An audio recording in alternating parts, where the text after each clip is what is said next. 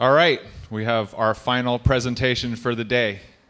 The author of the Bitcoin Miners Almanac, the head of research and education at Bitcoin Park, and the man that will die on the hill that Bitcoin mining is not a battery, Robert Warren. Cool, thank you so much. Yes, please. Oh, wow. Just the middle button? Howdy. I'm excited for this. Do you ever get a little inspired and then you think, this is genius, and then you spend hours kind of digging through something, but you're not sure once you get it all together if your friends will look at it and think that you're just the dude with the whiteboard drawing lines on it. That's kind of how I feel about this. So I'm not sure if y'all are going to think that I've lost my mind, but I'd like to make an argument for you over the next couple of minutes. And the argument is that hyper-Bitcoinization is local. And this is really my running thesis and why I'm excited to be working with Bitcoin Park, running the research and education initiatives, because I really, really, really do believe this. And I think the best way to kind of get in where you fit in is just to dive in. So, a lot of people don't know this, but I started my career in education in New Orleans. Wound up there in 2011, spent almost a decade in New Orleans, but was working in secondary education. And I had a lot of misconceptions about education, right? Of course, I was also in my early 20s, so I was an idiot. I didn't know anything about the world or education. How many educators are here? We're all educators. Professionally? Everyone's an educator. Well, is their fiat mining job? We're all educators. That's the right answer. I coach kids at the gym, does that count? That counts. Right on. Well, I thought I knew some stuff. I figured out that a philosophy degree in undergraduate was not very good for teaching inner city high school kids English. But I learned some really important stuff about what teaching was. This picture isn't actually related to teaching. It's just a photo of what happened to my car during one of the inevitable floods that occurred in New Orleans. So my roommate sent me this, and this is an image of my vehicle at the time. RIP, it was a great vehicle. But that's the closest thing I have to an image of me actually doing any educating.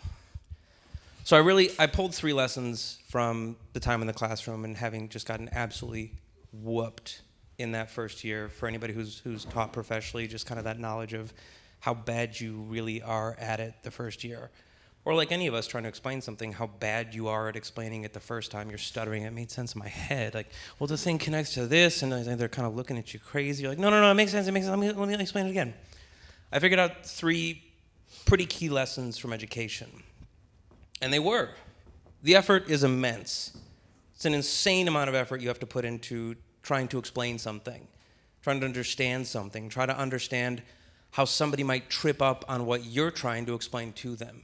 Is it just a truth? It could be the simplest thing in the world, but you have to put an immense amount of effort into understanding, what the heck am I talking about? And then how do I explain it to somebody? And then how do I get it from this angle? And what am I saying? What are the words that are coming out of my face that are just not registering with this person I'm talking to? That's the first lesson. The second lesson, the outcomes, at least in like a classroom environment, they seem kind of stochastic, right? Stochastic being random, like a random output. You never know. You might sit for an entire semester and think that the kid who's sitting in the back that kind of turns in their work and just kind of rolls through and does the thing isn't really picking up anything.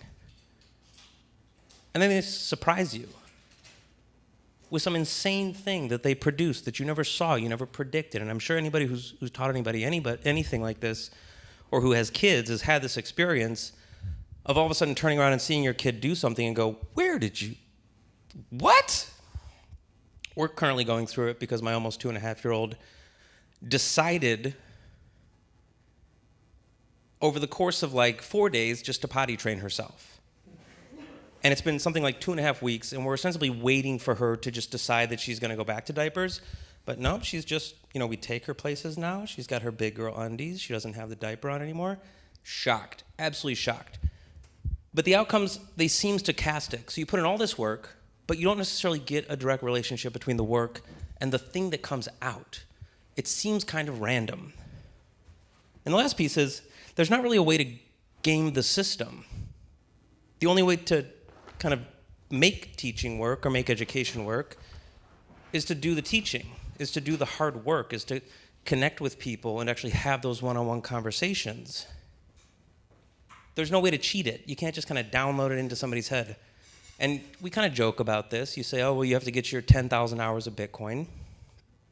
But you also have to do it with the friends. You have to do it with people who you sit and you're having a beer with, or you jump on the phone and have a conversation with. It takes this immense amount of effort, and there's no way around it. The only way to learn is by learning. So what comes out of that? What comes out of it is a strategy. And it was the strategy that I saw personally my teaching mentor, shout out to Marcus Henderson, exercise every single day. Dude in his, what I thought was his ancient 30s at the time, me being in my early 20s at the time, was exercising this strategy. The optimal strategy, if you really want to effectively teach people, is to give your best effort in doing it continuously. You don't pick favorites, you don't try to cheat the system, you don't try to work around stuff. You show up, you do the work, you give your best effort consistently. And that's how good teachers teach, at least in my experience. So life goes on, and then I thought it'd be funny to include this one because it's weird to have a picture of yourself on a stage when you're on a stage. It's a very self-referential kind of heady joke that I'm glad I'm not the only one who finds a little silly. But way goes on to way, and I find myself living up in Colorado, infatuated with Bitcoin, deciding that I'm going to make the jump, I'm going to work in Bitcoin full time.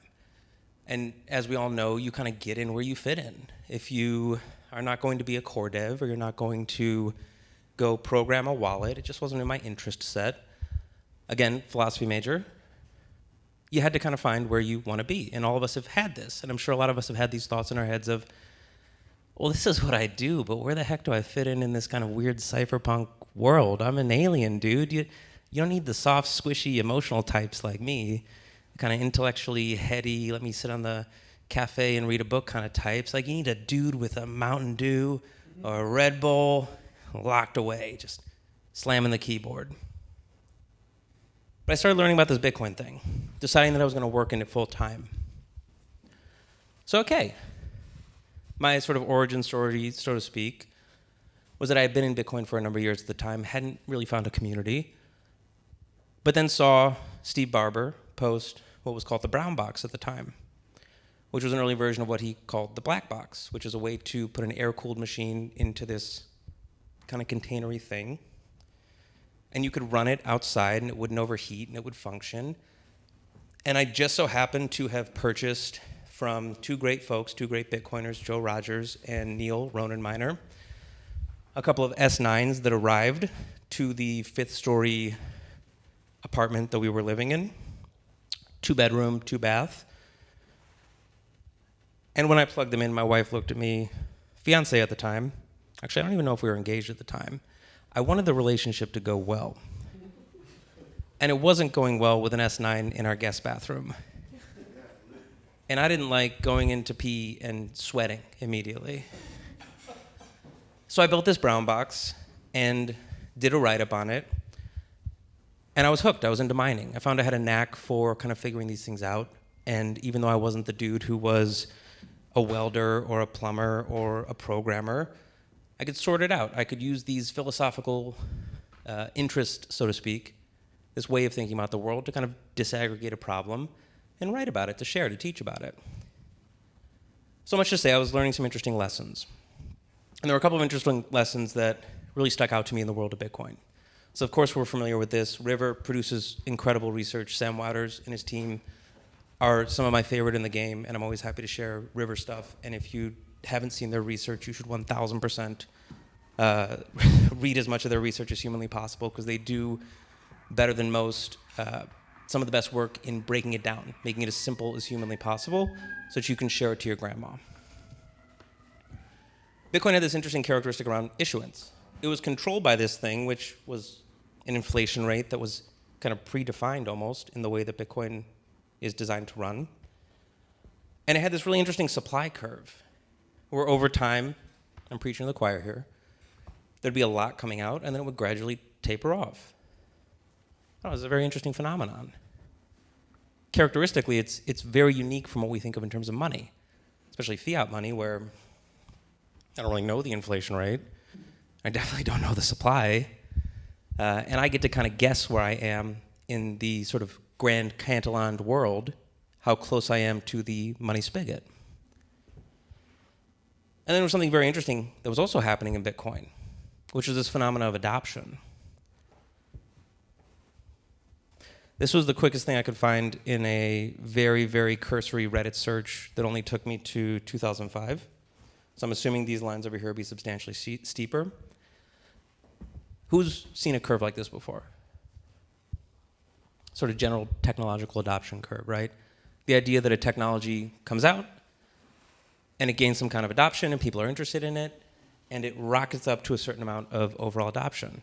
I thought, oh, this is absolutely wild. There's something happening in the Bitcoin space where this thing, this first one, is interacting with this thing, this second one, with this goal of hyper-Bitcoinization, this elusive thing that we're always talking about, where the universe is going to just glow orange at all points in time, and there will be no wars, and we'll sing Kumbaya on the blockchain. But there was this incredible adoption thing happening in the world. And then there was a final thought, and if you were on yesterday, I brought up this idea of a power law, not the stock-to-flow power law, but the idea of a distribution. Has anybody seen a curve like this before? It's interesting because there's a really, really good book by a guy named Jeffrey West called Scale, where he talks about natural phenomena that express this idea of a power law being kind of an invariant characteristic regardless of how large or small something is. And Bitcoin exhibits a really odd and interesting kind of power law. And what I'm contending to you is this, which is that hyper-Bitcoinization is local by design. Because if you look at this power law, okay, on this axis I have the size of something. No, I lied. No, I'm telling the truth, I didn't get it backwards. And on this axis you have the number of something. So you get this long tail distribution. If you think in the world of something like the size of animals, there are going to be few animals that are really big. And we all know what those are. Blue whales, elephants, your kind of standard megafauna. There's only a few of them. The world is not just teeming with giant stuff. It'd be cool if it was, though. You have a lot more kind of in the middle. Horses, really big dogs, moose, bears. And then you have a lot of stuff in this part of the curve. Now, why am I talking about biology? Why am I talking about power laws? Because it actually has an interesting crossover to Bitcoin. And it's something that John Levine or Levine, I'm not sure, he'll correct me, said in November 3rd, 2008. This is the original thread, the response to Satoshi launching the white paper on 10/31, 2008. And this is in specific regards to Bitcoin mining. So I have to sneak it in. You thought we were talking about education. We're really talking about Bitcoin mining. John Levine says, and actually before I get into that fun tangent, it took 3 people shitting on the white paper before Hal Finney showed up and was like, hey, this is actually a cool idea. So that's kind of an interesting sub-lesson in maybe how much flack you get when you introduce new ideas into a space. But this was one of those first responses. And it's John Levine saying, okay, we introduced this idea of as long as honest nodes control the most CPU power. So what are we talking about? We're talking about a 51% attack, somebody having a mining attack on Bitcoin. This guy, John Levine, shows up and says, oh, but they don't. Bad guys routinely control zombie farms of 100,000 machines or more. People I know who run a blacklist, I don't know why I'm reading it like a mad teenage girl, of spam sending zombies tell me they often see 1 million zombies a day. This is a guy telling you that Bitcoin is dead. This is like one of the original Bitcoin obituaries, if you've ever gone to that website, right? Bitcoin is dead. Dude, the code isn't even running yet. And John Levine has already showed up and told us that, like, bro, it's dead, it doesn't work. Well, what does Satoshi come back and say? It's a lot of text. It's always a good idea in a presentation to put a slide up with a lot of text that you could then read to somebody. Oh boy, I forgot where I wanted to start. Anyway, here's what Satoshi gets into that is great here. Satoshi plays the long tail argument, which is this argument, the power law argument. Satoshi says, kind of reads like Lynn Alden. If you've ever read Lynn Alden stuff in response to how pissed off people get at Lynn Alden, she's always very delicate and cordial and just brutally intellectual in her response. Big Satoshi vibes. But Lynn Alden is probably not Satoshi. It's hard to read when it's closer and on a computer screen. There would be many smaller zombie farms that are not big enough to overpower the network, and they could still make money by generating Bitcoin. Zzz. The smaller farms are then the honest nodes. I need a better term than honest, which is kind of funny because we say honest nodes all the time, but even Satoshi was like, that's a bit of an insufficient explanation. I probably need to go a little bit deeper in that. The more smaller farms resort to generating Bitcoins, the higher the bar gets to overpower the network, making larger farms also too small to overpower it, so that they may as well generate Bitcoins too. According to the, see, I'm not just making stuff up, long tail, that's the power law argument. According to the long tail theory, the small, medium, and merely large farms put together should add up to a lot more than a bigger zombie farm. What does it mean? It means that the incentive of Bitcoin, the implied design of Bitcoin, is such that this really big thing right here, now let's make it in the mining space. The Riot platforms, the Mara, the Clean Spark, the Russian government, the Kazakhs, Ethiopia, if they go and decide to repatriate all the hash on the hydro, the Atapu Dam, if they decide to take it over and nationalize it. These really big mines are never big enough on their own to overpower everything that is happening in small and medium land. And Satoshi says this. They say this in the white paper. I'm definitely not going to read that to you. You should have read the white paper. If you haven't, I won't name and shame you. But Satoshi says this, but they explain it in what comes after. They explain it in the actual response to John Levine going, I don't think it works, bro. But here's the explanation. The explanation is the power law. It's that the smaller guys and the medium guys have more power structurally than the really big guys. So what are the lessons you take away from Bitcoin mining and the design of proof of work? So quick recap on what we're doing when we are running a Bitcoin miner. We're getting a template. That template consists of a number of different data points. We are iterating on a nonce. We are outputting, we're basically taking data, iterating on it, putting it through this special algorithm we use, the SHA-256D algorithm. It spits out some kind of output that we can't predict from what we put in. So we change a little bit on the front end. We put it back through the machine. It gives us an output. Can't predict it. So we go back to the front. We change a little bit at the beginning. We run it through the algorithm. It gives us an output. And if we do that a few million trillion times, we might achieve the difficulty, the proof of work that allows us to then add our block to the blockchain, what we found. So what are the lessons that we can take away on mining? The effort is very large. The outcomes are stochastic. That's the way our hashing algorithm works. You put in something, you put in data onto the front end, you can't predict what comes out the back end. That's why hashing works. Because when I put something into this machine, I don't know what comes out the other end. That's what makes it hard for the machine to do the work. Which means 3, I can't game the system. The only strategy that I can use when I'm mining Bitcoin is to give my best effort continuously, is to hash as continuously as possible, to produce as much hash as humanly possible, with the little kicker that I want to do it as cost effectively as possible. I want to do it without consuming too many resources. And that opens up its whole other rabbit hole. But this is what we're referring to when we talk about this idea of Nakamoto consensus, on which this little thing we're doing, this Bitcoin thing, really hangs. So in this sense, what we're doing as the small and medium-sized folks on the power law curve is actually incredibly powerful, because we're doing consensus in many of the same ways that we do it in Bitcoin mining. It's like a Billy Mays, but wait, there's more. But it's better.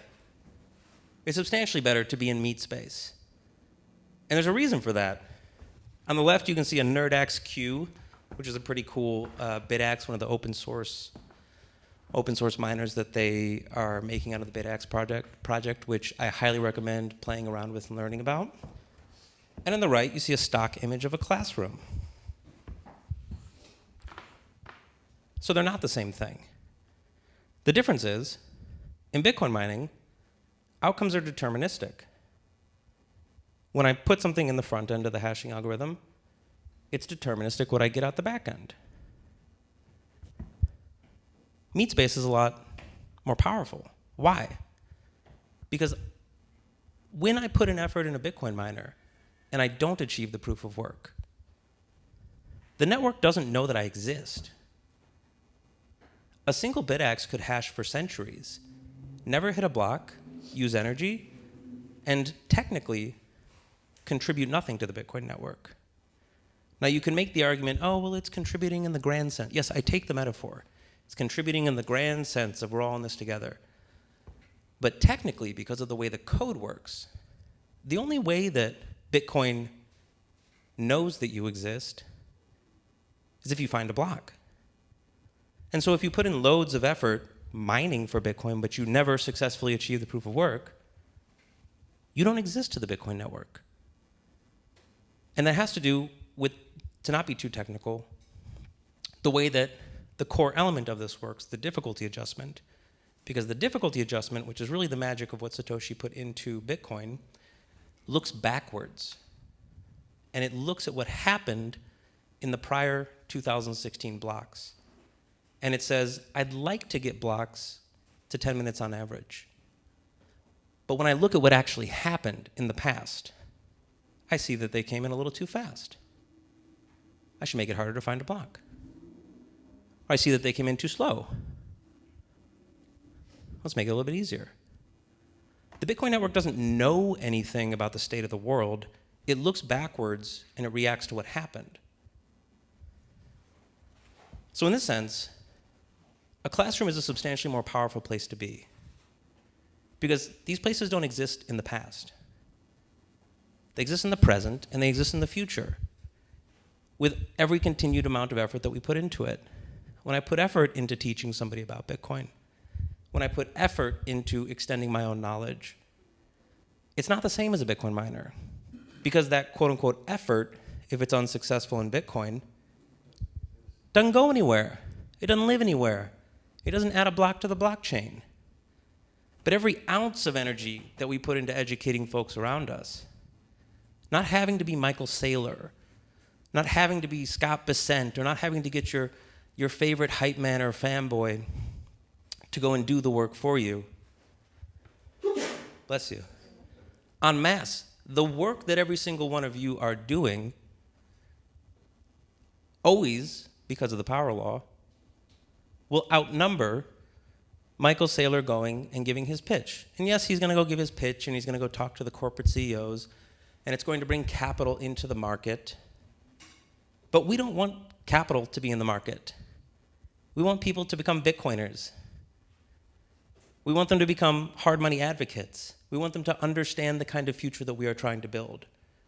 And so while we're extremely similar to to the way Bitcoin mining operates.